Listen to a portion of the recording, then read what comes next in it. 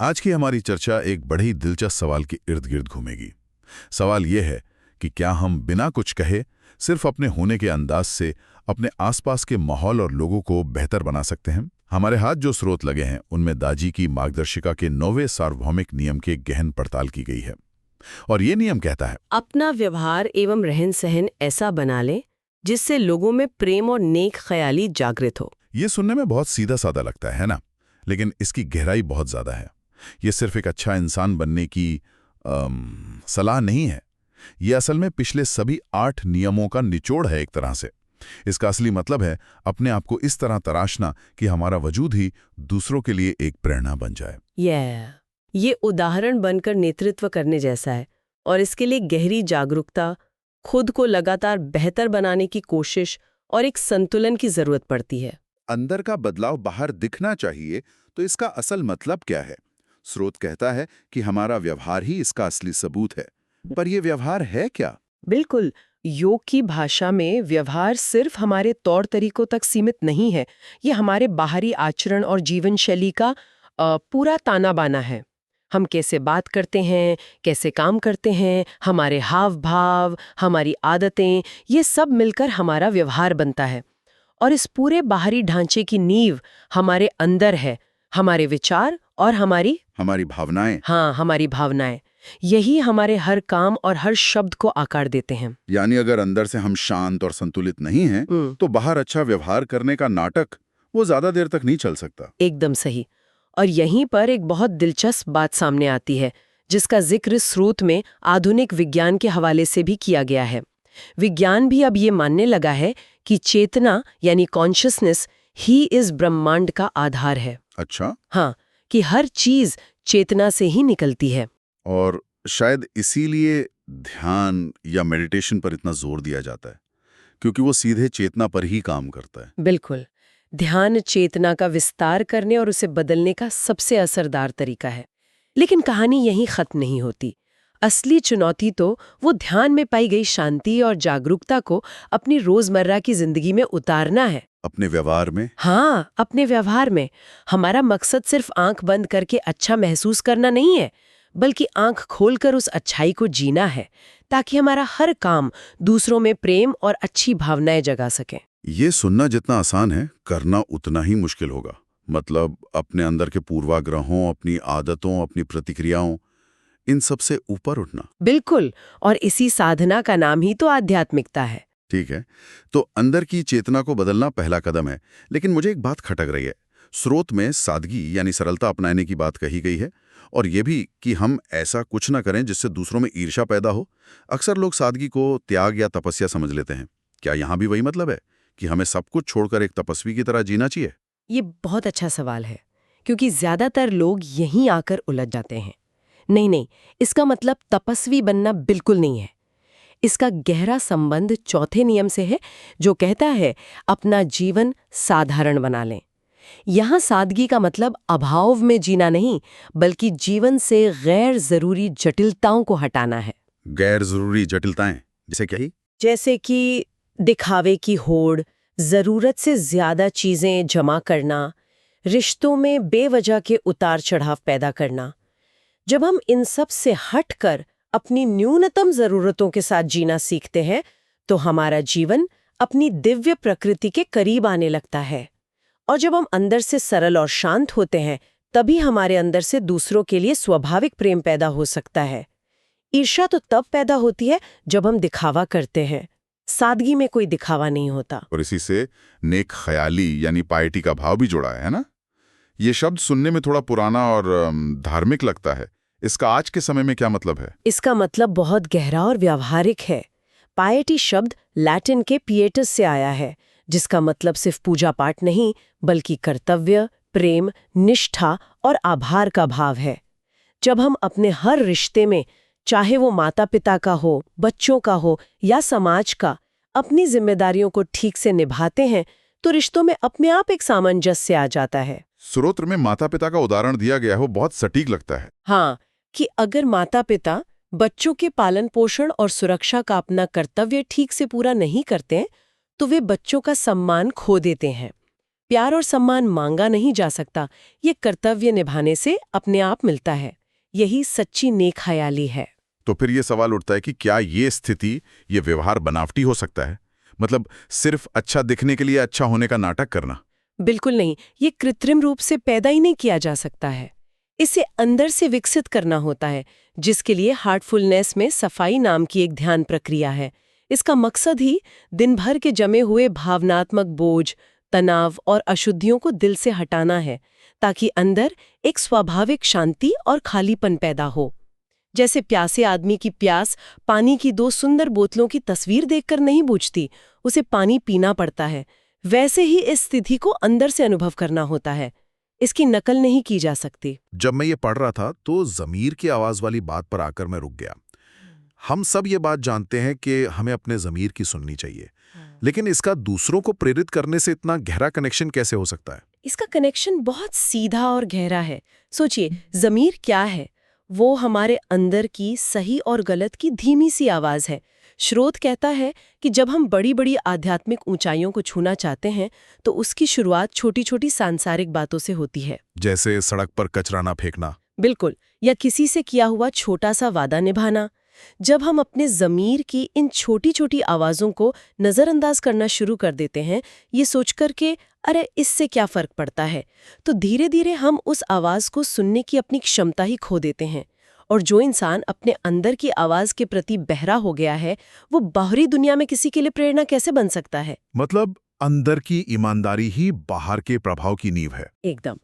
और जब हम अंदर से इस तरह शुद्ध और ईमानदार होते हैं तो हम कुदरत यानी प्रकृति के साथ एक लय में आ जाते हैं। ये नियम हमें प्रकृति के 3 अद्भुत पहलुओं को अपने जीवन में उतारने के लिए कहता है। पहला है समरूपता। समरूपता यानी एक जैसा होना। हाँ, यानी भेदभाव न करना।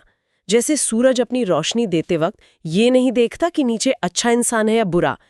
पेड़ अपनी छाया देते वक्त पापी और संत में फर्क नहीं करता। प्रकृति सबके लिए एक जैसी है। जब हमारा व्यवहार भी ऐसा हो जाता है जिसमें किसी के लिए कोई पूर्वाग्रह ना हो, तो हम सबके प्रिय बन जाते हैं। ये तो पहला पहलू हुआ। और दूसरा है विविधता, जो मुझे बहुत पसंद आया। स्रोत में जंगल का जो उदाहरण है वो कमाल का है। एक ही तरह के पेड़ों से जंगल खूबसूरत नहीं लगता। बिल्कुल, जंगल की सुंदरता ही उसके अलग अलग रंगों, आकारों और ऊंचाइयों के पेड़ पौधों से है। यही सिद्धांत इंसानों पर भी लागू होता है। हर इंसान अलग है और यही हमारी दुनिया की खूबसूरती है। जब हम समरूपता और विविधता इन दोनों को एक साथ अपनाते हैं, यानी सबसे एक जैसा प्रेम करते हुए भी सबकी अपनी अलग पहचान का सम्मान करते हैं, तो हम विविधता में एकता के महान सिद्धांत को जीने लगते हैं। और तीसरा पहलू है विकास। प्रकृति कभी रोकती नहीं, वो लगातार विकसित होती रहती है। सही कहा, लेकिन इंसानों के पास एक अनोखी क्षमता है। हम सचेत रूप से अपनी इच्छा से खुद को विकसित कर सकते हैं। जानवर अपनी मूल प्रवृत्तियों से बंधे हैं, लेकिन हम ध्यान और साधना के जरिए अपनी चेतना का विस्तार कर सकते हैं। ये प्रकृति का सबसे बड़ा तोहफा है। तो ये सब सुनने में बहुत आइडियलिस्टिक लगता है, पर सवाल यह है कि ये बदलाव या रूपांतरण असल में होता कैसे है? स्रोत में धातु को पिघलाकर फिर से ढालने का एक बड़ा अच्छा रूपक इस्तेमाल हुआ है। वो रूपक इस प्रक्रिया का सार है। जैसे किसी पुरानी बेढंगी मूर्ति को नया आकार देने के लिए उसे पहले पिघलाना पड़ता है, वैसे ही हमें अपनी पुरानी आदतों और मानसिक ढांचों को तोड़ना पड़ता है। वैज्ञानिक भाषा में कहें तो ये हमारे अवचेतन मन में बने क्या कहते हैं, न्यूरल पैटर्न्स को बदलने जैसा है। इसे थोड़ा और आसान शब्दों में समझाएंगे? जैसे ये न्यूरल पैटर्न्स क्या हैं? जरूर। इसे ऐसे समझिए जैसे हमारे दिमाग में कुछ आदतें कच्ची पगडंडियों की तरह बन जाती हैं। हम बार बार उसी रास्ते पर चलते हैं, चाहे वो गुस्सा करने का रास्ता हो या चिंता करने का, तो वो रास्ता पक्का और गहरा होता जाता है। फिर हम चाहे अनचाहे उसी रास्ते पर चलने लगते हैं। खुद को बदलना मतलब इन पुरानी गहरी खाइयों को भरकर एक नया, बेहतर और सीधा रास्ता बनाना। और ये रास्ता बनता कैसे है? पहला कदम है जागरूकता। ये पहचानना कि हाँ, मुझ में ये आदत है जिसे मैं बदलना चाहती हूँ। और दूसरा, ज्यादा गहरा कदम है हार्टफुलनेस की सफाई जैसी प्रक्रिया। ये अभ्यास उन आदतों को सिर्फ बाहरी स्तर पर नहीं, बल्कि सूक्ष्म शरीर के स्तर पर, जहाँ उनकी जड़ें हैं, वहां से साफ करने में मदद करता है। और जब हम इस तरह खुद को ढालते हैं तो स्रोत कहता है कि हम सिर्फ इंसानों को ही नहीं बल्कि दिव्यता को भी अपनी ओर खींचते हैं। जैसा कि बाबूजी के शब्दों में कहा गया है, हम उनकी आंखों का तारा बन जाते हैं। ये बहुत बड़ी बात है। हाँ, क्योंकि इसका मतलब है कि परमात्मा को भी हमारी निष्ठा पर भरोसा होना चाहिए। अगर हम अपने संकल्प के पक्के नहीं हैं, सच्चे जिज्ञासु नहीं हैं, तो वो भी हम पर अपनी ऊर्जा क्यों लगाएंगे?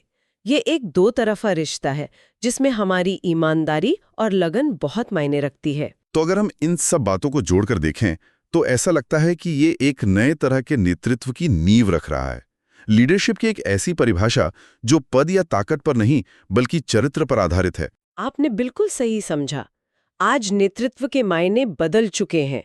शायद 30-40 साल पहले एक लीडर का मतलब होता था जो हुक्म चलाए, जिसमें प्रभुत्व और नियंत्रण का भाव हो।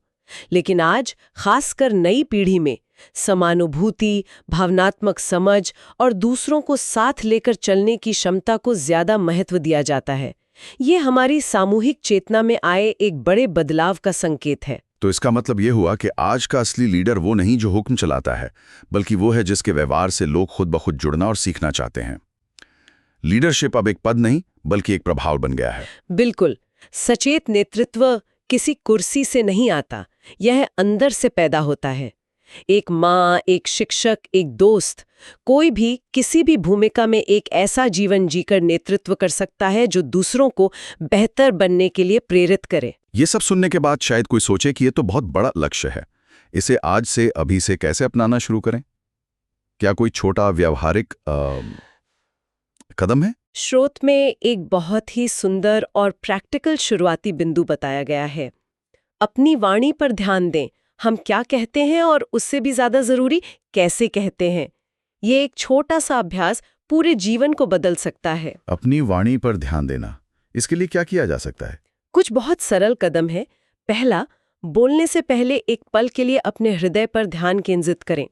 अगर माहौल तनावपूर्ण है तो 5 बार गहरी सांस लें और छोड़ें। दूसरा, जब बोलें तो दिल से मुस्कुराएं, भले ही हल्की सी मुस्कान हो। तीसरा, अपने शब्दों को ध्यान से चुनें। चौथा, अपनी आवाज का लहजा शांत, आरामदायक और सहानुभूतिपूर्ण रखें। और शायद सबसे मुश्किल, बिना किसी को ठेस पहुंचाए सच बोलें। हाँ, ये साधना का सबसे ऊंचा स्तर है। सत्य बोलना है, लेकिन प्रेम के साथ। ये एक छोटा सा अभ्यास लगता है, लेकिन जब आप इसे लगातार और जागरूक होकर करते हैं तो आप पाएंगी कि जब आपकी वाणी शांत होती है तो आपकी भावनाएं, आपका शरीर और आपके विचार भी अपने आप शांत होने लगते हैं। आज की बातचीत का सार मेरे लिए ये है कि सच्चा प्रभाव दूसरों को बदलने की कोशिश करने से नहीं आता, बल्कि खुद को इतनी गहराई से बदलने से आता है कि हमारी मौजूदगी ही एक सकारात्मक बदलाव का कारण बन जाए। हमारा आचरण ही हमारा सबसे बड़ा संदेश बन सकता है। बिल्कुल। और एक विचार के साथ इस चर्चा को समाप्त करते हैं। स्रोत में एक बहुत गहरी बात कही गई है कि जब हमारा अहंकार पूरी तरह से चला जाता है तो प्रकृति उसकी जगह ले लेती है। जरा सोचिए, यह अनुभव कैसा होगा जब कोई अपनी व्यक्तिगत इच्छा या स्वार्थ से काम नहीं कर रहा, बल्कि हर पर प्रकृति के एक उपकरण के रूप में काम कर रहा है। किसी के जीवन में क्या बदलाव आएगा अगर उसके कार्य उतने ही स्वाभाविक, सरल और जीवनदायी हो जाएं, जितना एक पेड़ का छाया देना या एक फूल का सुगंध देना।